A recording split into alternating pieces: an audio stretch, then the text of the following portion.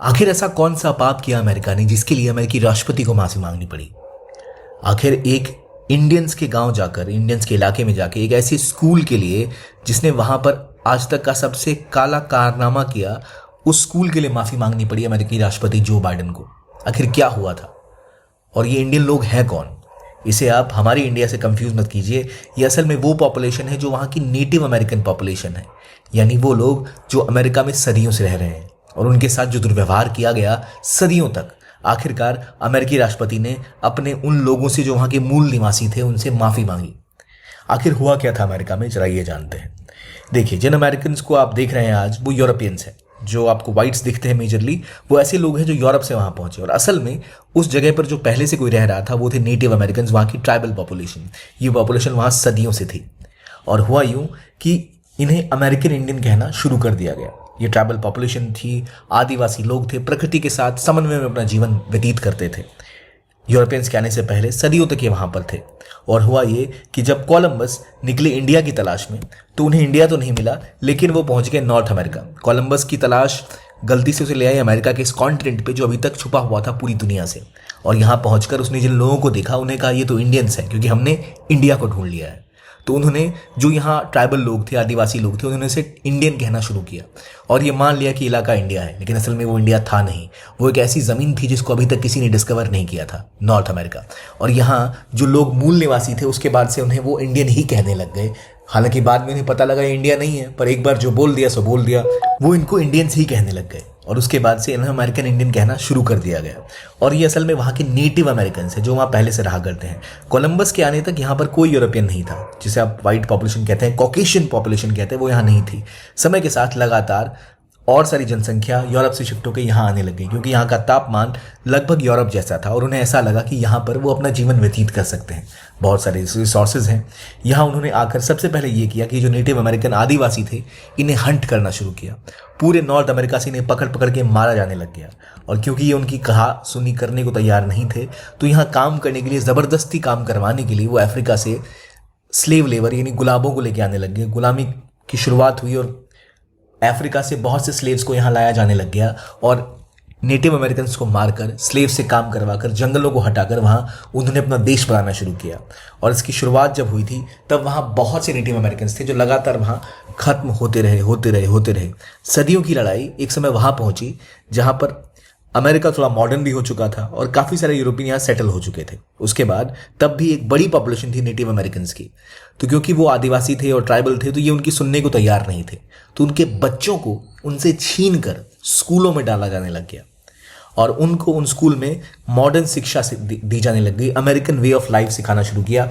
इनको अपनी जनसंख्या के साथ एसिमिलेट करना शुरू किया और उस एसिमिलेशन में कई सारे बच्चों की जानें गई।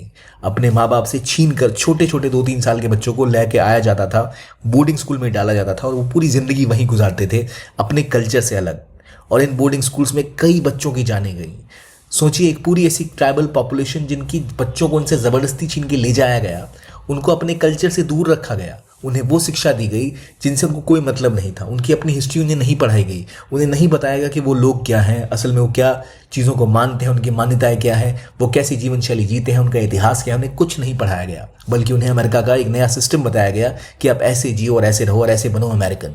और ये अमेरिकन बनने की जो हौड़ थी, इसमें यूएस बोर्डिंग स्कूल्स में लगभग हज़ारों बच्चों की जाने गई पूरे देश में, जो उस सिस्टम के साथ अडेप्ट नहीं कर पाए और उन मौतों को छुपाया गया, उन्हें कवर किया गया। ऐसे कई सारे बोर्डिंग स्कूल पूरे अमेरिका में खोले गए ताकि जो नेटिव अमेरिकन की पॉपुलेशन है, जितने मार सकते थे उन्होंने मार दिए।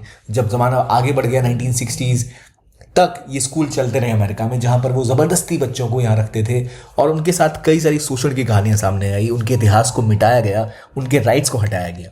कंपेयर करिए इंडिया से आप, जहाँ की जनजातीय पॉपुलेशन जो आदिवासी लोग हैं, उनके कल्चर को सजोया जाता है, सेफ गार्ड किया जाता है, उनकी प्रैक्टिसेस को सेलिब्रेट किया जाता है। उनको शिक्षा जब दी जाती है तो उनके अपने हीरोज़ के बारे में पढ़ाया जाता है, हर कम्युनिटी के बारे में बताया जाता है। अमेरिका में ऐसा कुछ नहीं हुआ। कहने को दुनिया की सबसे बड़ी डेमोक्रेसी, पर इन स्कूलों में जो हो रहा था वो एक बहुत बड़ा पाप था। और ये शुरू हुआ था कोलंबस के साथ। कोलंबस ने वहाँ आने के बाद नेटिव अमेरिकन्स के साथ जो व्यवहार किया, जहाँ इन्हें शिकार करके मारा गया। इन बेचारों के पास तीर और धनुष हुआ करते थे। जब यहाँ पर यूरोपियंस आए तो उनके पास मॉडर्न वेपन्स थे, वो गोली बारूद से लैस थे और उन्होंने इनको ढूंढ ढूंढ कर इनका शिकार किया और इनको बुरी तरह मारा। सदियों चली इस जंग में लगभग नेटिव अमेरिकन से उनकी पूरी ज़मीन छीन ली गई और आज भी इन्हें इंडियन अमेरिकन कहते हैं या फिर अमेरिकन इंडियंस कह सकते हैं। ये नेटिव लोग वो हैं जो वहाँ की ट्राइबल पॉपुलेशन थी। कोलंबस के आने के बाद यहाँ पर कंटिन्यूसली यूरोपियंस का आना शुरू हुआ, चाहे पोर्टुगीज़ हों, चाहे ब्रिटिश हों, फ्रेंच हों। फ्रेंच और ब्रिटिश यहाँ ज़्यादा मात्रा में आए, उनके बीच में एक स्ट्रगल हुआ। एक समय ब्रिटेन का कब्जा यहाँ पर था और उसके बाद यूरोप के आयरलैंड से अलग अलग इलाके से लगा के यहाँ पर बसने लग गए। और जो कॉकेशियन वाइट पॉपुलेशन आज आपको यूरोप में, यूरोपियन पॉपुलेशन जो आपको यहाँ दिखती है, वो यहाँ पहले थी नहीं। ये असल में वो लोग हैं जो यूरोप से आकर बसे थे और ये उनके बाद जनरेशन बढ़ती चली गई। तो पिछले 600 सालों में ये काम हुआ जहाँ एक कॉन्टिनेंट के लोगों को हटाकर वहाँ पर बाहर से लोग आए और पूरी तरह से स्लॉटर कर दिया वहाँ के इंडिजिनस लोगों को, वहाँ के लोकल लोगों को ख़त्म करके एक नई पूरी व्यवस्था क्रिएट की, एक नई पूरी लोगों की एक पूरी भीड़ वहाँ कर आकर जमा हुई और उस पूरे इलाके पे कब्जा जमा कर वहाँ पर आज बैठ गई। और आज जिसे वो कहते हैं मेक अमेरिका ग्रेट अगेन, ये यूएसए है, वो यूएसए असल में उनका है भी नहीं। वो असल में यूरोप के आए हुए लोग हैं जो वहाँ आकर बस गए और बदले में जो असल में अमेरिकन थे उनको उन्होंने खदेड़ कर बुरी तरह स्लॉटर करके मारा। और जो लोग बच गए उनके बच्चों से उनकी जीवन शैली को छीनने के लिए ऐसे बोर्डिंग स्कूल्स में डाला गया जो उनसे काफ़ी अलग थे और उन स्कूल्स में उनके साथ बहुत दुर्व्यवहार हुआ। कई बच्चों की जाने गई, 1000 से ज़्यादा बच्चे। और अमेरिका इस बात को अक्सर छुपा के रखता है, इसको ओपनली एडमिट नहीं किया जाता, जबकि सबको पता है ये स्थिति हुई है।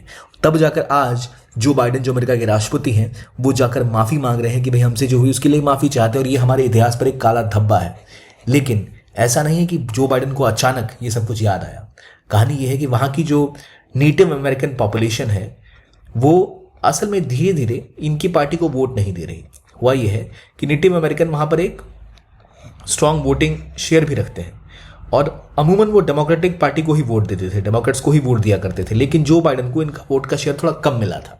आने वाली इलेक्शन में जो कि कमला हैरिस और डोनाल्ड ट्रंप के बीच में है, डोनाल्ड ट्रंप जो कि एक रिपब्लिकन है, कमला हैरिस जो एक डेमोक्रेट है, इनके बीच में इस विवाद में कहानी ये है कि वो चाहते हैं जितने ज़्यादा वोट हो सके बटोरे जाएं और इसीलिए वो चाहते हैं ये माफ़ी मांग के कम से कम जो यहाँ की इंडिजिनस पॉपुलेशन है उनका सपोर्ट इन्हें मिले और उनके वोट तो कम से कम इन्हें मिले। लेकिन रियलिटी ये है कि अमेरिका का एक काला धब्बा उनके इतिहास का दिखाता है कि दुनिया को बताने वाले लोग की डेमोक्रेसी, ओल्डेस्ट डेमोक्रेसी, ये बात वो बात, असल में वहाँ पर जो दुर्व्यवहार किया गया वहाँ की पॉपुलेशन के साथ, वुमेन को राइट्स नहीं दिए गए, ब्लैक्स के साथ भेदभाव किया गया और यहाँ तक कि जो लोग थे, मान लीजिए एक व्यक्ति इस तरह का है, उसके बच्चे को ले जाकर फिर उसे इस तरह की अमेरिकन कल्चर, अमेरिकन कपड़े, अमेरिकन जीवन शैली में बदलने के लिए कोशिश की गई और वो भी उससे बिना पूछे, जिनमें कई बच्चों की जाने गई, माँ बाप से पूछा नहीं गया। ये एक त्रासदी थी जो सदियों तक चली अमेरिका में और उसके लिए अब जाकर अमेरिकी राष्ट्रपति ने माफ़ी मांगी है। तो ये वो पॉपुलेशन है, ये वो इंडियन पॉपुलेशन है, नेटिव अमेरिकन पॉपुलेशन, जिसके साथ ये सदियों तक हुई प्रताड़ना चली, उसको बचाने कोई नहीं आया। अमेरिका जो अपने आप को डेमोक्रेसी का रखवाला कहता है, उसने भी इनके लिए कुछ नहीं किया था।